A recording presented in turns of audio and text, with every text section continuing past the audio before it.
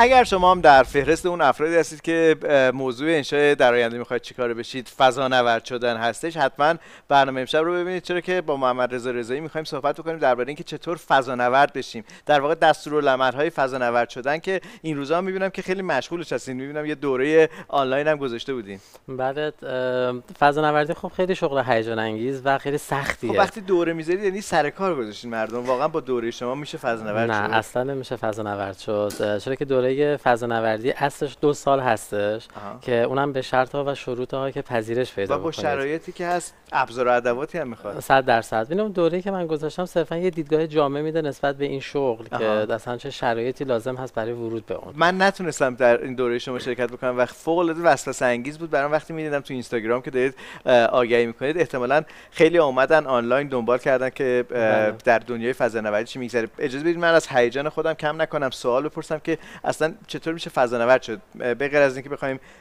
به عنوان یک گردشگر یا توریست فضایی بخوایم بریم، غیر از اون چه راه حلی داریم؟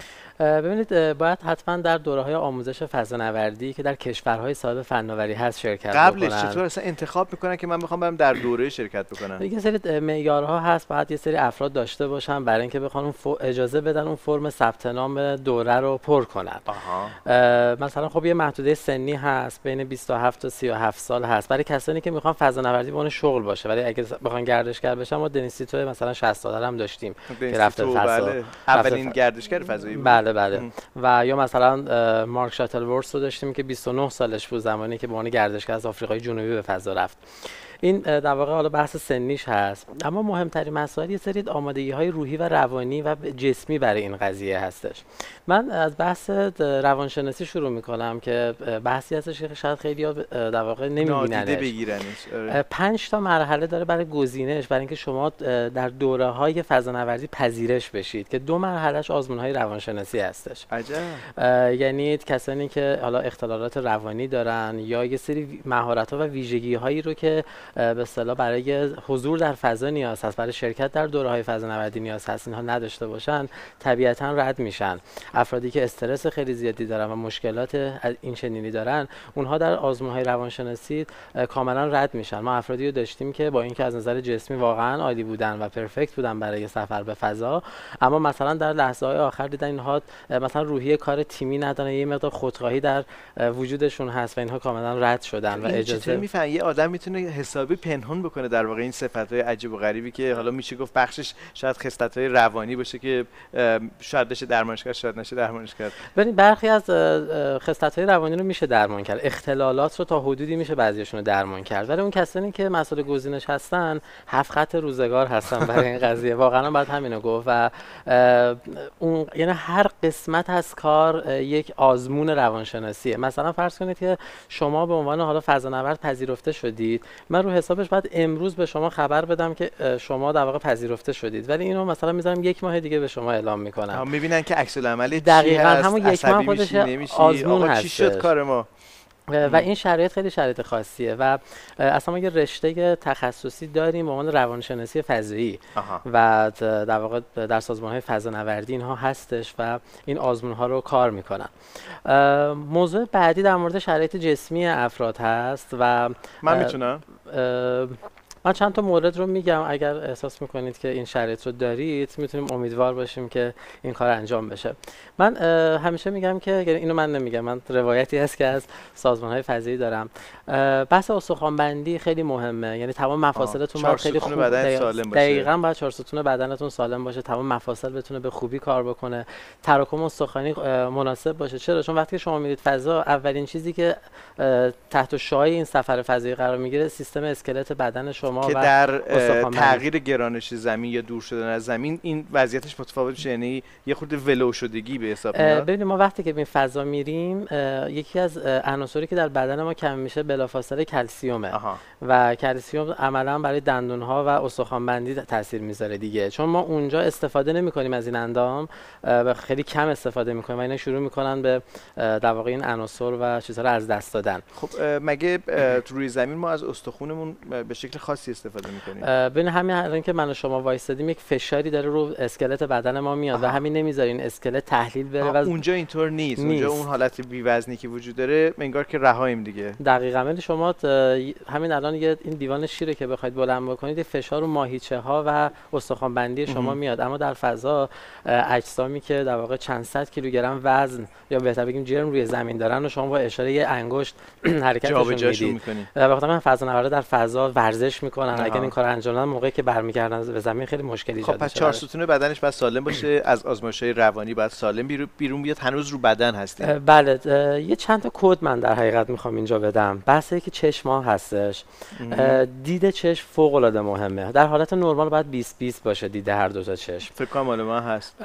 و بخش مهمی از افراد در گزینش‌های پزشکی به خاطر دید چشم کنار گذاشته میشن.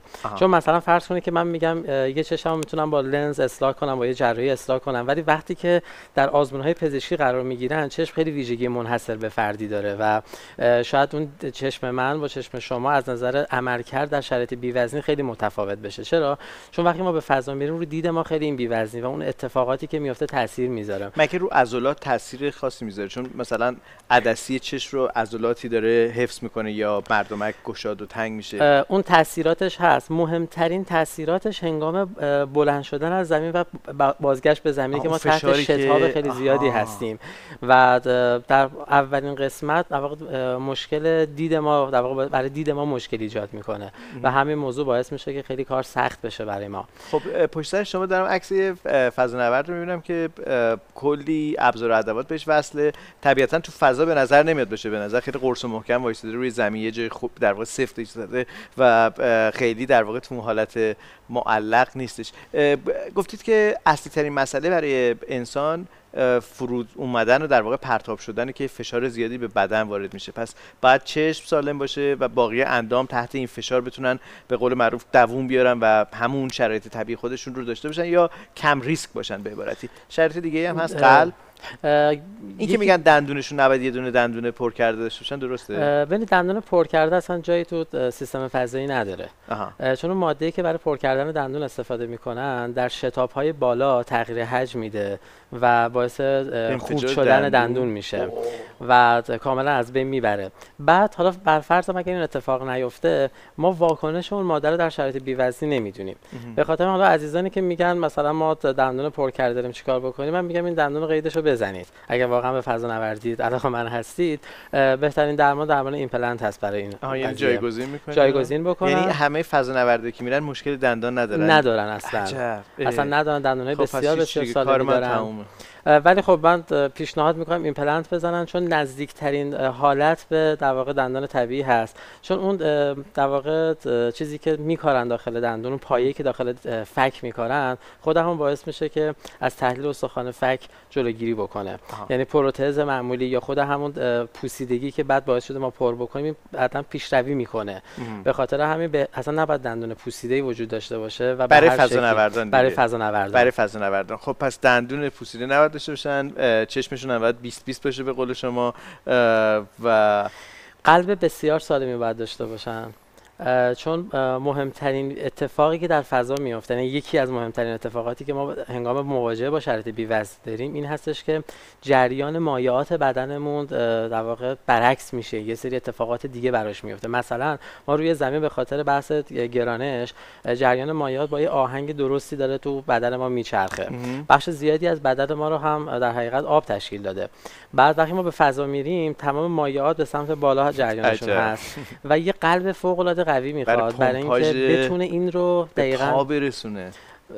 دقیقاً همین اتفاق میفته و مهمترین مسئلهش اینه که ما موقعی که بلند شدن از زمین و برگشت تحت اون شتابی که هستیم، استرسی که به ما وارد میشه، شاید مثلا بعضی مواقع ضربان قلب از 100 به بالا میبره و طبیعتاً هر قلبی نمیتونه این ضربان وحشتناک رو تحمل بکنه و به اصطلاح از کار نیفته. خب اینا دیگه چیزی هم هست که به من اثبات بکنید که نمیتونم برم به فضا؟ من یعنی تمام اینا که گفتم در راستای اثبات این بود. اینا در واقع معیارهای اولیه هست. تازه این اولیه است. اینا باید توی یه سری آزمون‌ها رد بشه. یعنی اینها رو اگر در واقع مشکل داشته باشیم، یه مقدار فضانوردی دور از ذهنه برای ما. چرا که مثلا 18,000 نفر توی یکی از فراخوان‌های ناسا واجد شرایط بودن که فرم پر کنن. همین چطوریه داوطلب اعلام میکنن مثلا به دانشگاه‌ها به کجا چه جوری فراخوان عمومی میزنن. فراخوان عمومی که تعدادی فضانورد استخدام می‌کنن. ما مثلا چه میدونم یه منشی میخوایم دقیقاً هم به مشابه همین فراخوان هستش. آگهی استخدام باشه باید دیدا، یعنی اینکه مثلا توی جراید بنویسن روی روزنامه دقیقاً میزنه ناسا فضانورد استخدام میکند، ما یا به فضانورد نیاز داریم، دقیقاً همین آگهی رو میزنن، شرایطش رو مینویسن. سازمان فضایی اروپا، سازمان فضایی آمریکا، روسیه، حالا خود چین که کار میکنه و بعد در نهایت اتفاقی که میفته افرادی که واجد شرایط باشن میان فرم پر میکنن. ما توی یکی از فراخوان‌ها 18,000 نفر داوطلب شدن، افرادی که واجد شرایط پر کردن فرم بودن و از این بین در نهایت تعداد خیلی خیلی محدودی برای آموزش‌ها گزینه شدن و در نهایت 6 نفر به جوریه فضانورد ملحق شدن. بسیار خوب. پس راه خیلی سختی هست ولی ناممکن نیست. ظاهرا با این شرایط امکان پذیره. چرا مثلا نمیرن از بین خلبانا انتخاب بکنن، مثل آغاز عصر فضا که گاگارین و بقیه به نوعی خلبان بودن؟ اصلا سوال دیگه بپرسم، وقتی میگن که ما فضانورد استخدام میکنیم باید اون فرد تخصص خاصی داشته باشه غیر از اینکه بدنش قراره که تاب بیاره این سفرهای دشوار رو؟ دو سبک ما فضانورد داریم. یه سری افراد مسئول هدایت فضاپیما هستن که این در واقع راننده های فضاپیما هستن که اینها از بین خلبان ها انتخاب میکنن، یا ممکنه فراخوان هایی که میزنن خلبان ها هم بیان در واقع اعلام آمادگی بکنن و اونها انتخاب میشن. درآمدش خوبه؟ فضانوردی حالا درآمدش که طبیعتا خوبه، درآمد خوبی داره، چون معمولا ما دیدیم که فضانوردا یک محدوده زمانی کوتاه میرن فضا میان و کار تمومه. یعنی نه اصلا اینطوری نیست. یعنی فضانوردا ممکنه سالها فضانورد باشن، حالا تا مثلا 20 سالی که فضانورد هستن به عنوان فضانورد استخدام شدن ممکنه که مثلا 2 بار مأموریت فضایی داشته باشن. یعنی یک شغلی هست به نام فضانوردی که کل در واقع محدوده زندگی فرد یک محدوده کوتاهه ولی بقیه‌اش هم بهش میگن فضانورد. دقیقاً بهش میگن فضانورد. چرا؟ چون وقتی که برمیگرده مسئول یه سری کارهای دیگه، مسئول آموزش فضانوردی دیگه هست، مسئول هدایت فضانوردا در فضا هستش. همه اونایی که دانش آموخته فضانوردی میشن یا مهارت‌های لازم به دست میارن بالاخره به فضا میرن یا ممکنه بعضیام نرن؟ ممکنه نرن. ما داشتیم این موارد رو، یا سالها انتظار میکشن. میدونیم چند نفر به فضا رفتن؟ الان بیشتر از 550 نفر هستش. 550 نفر. 550 نفر یعنی به اندازه 1000 نفر هم یعنی نرفتن تا فضا. ببینید اگر ما بگیم طی 50 سال گذشته جمعیت جهان از 7 میلیارد نفر تکون نخورده باشه، ما اینو بخوایم تقسیم بکنیم، ظرفیت فناوری فضایی ما از اول عصر فضا تا حالا 550 نفر بوده. یعنی اگر قرعه کشی می‌خواستن بکنن فرض کنیم همه واجد شرایط بودن، احتمالش 1 به روی 14 میلیون بود. اگر ما بازم فرض کنیم که تا 50 سال آینده اصلا این ظرفیت رو برسونیم به 10,000 نفر، 10,000 نفر یعنی هر سال ما نزدیک به 30 تا پرواز داشته باشیم به فضا، هر پرواز هم به طور متوسط 7 تا فضانورد رو ببره، احتمالش باز هم میاد به 1 به روی 700,000. یعنی از طریق قرعه کشی بخواد، یعنی احتمالش خیلی خیلی کم هستش. منتها در ماموریت‌های فضایی که طی سال‌های گذشته انجام شده و طی سال‌های پیش رو داریم، ما به تخصص‌های مختلفی نیاز داریم که کسانی که در رشته‌های علوم پایه، ریاضی، فیزیک، شیمی داریم دیگه، زیست شناسی که در ایستگاه فضایی داره مطالعه میکنه، یا پزشک. به همین طریق هم می‌خواستم بپرسم که گروه خلبان هستن که میرن از اون نیرو هوایی استخدام میکنن، ولی بخشی دیگه ساینتیست‌ها یا دانشگرایی هستن که این افراد باید حالا در واقع حداقل لیسانس داشته باشن تو اون رشته و 3 سال کار مرتبط، یا معادلش 1000 ساعت پرواز با جنگنده داشته باشن و با جت جنگنده داشته باشن. در واقع این دو تا رو میگن یا این یا این. و برای حالا سازمان‌های فضایی خیلی مهمه که اگر شما یک ژورنالیست علمی هستید و برای سفر به فضا انتخاب شدید، یک ژورنالیست فوق‌العاده در زمینه کاری خودتون باشید.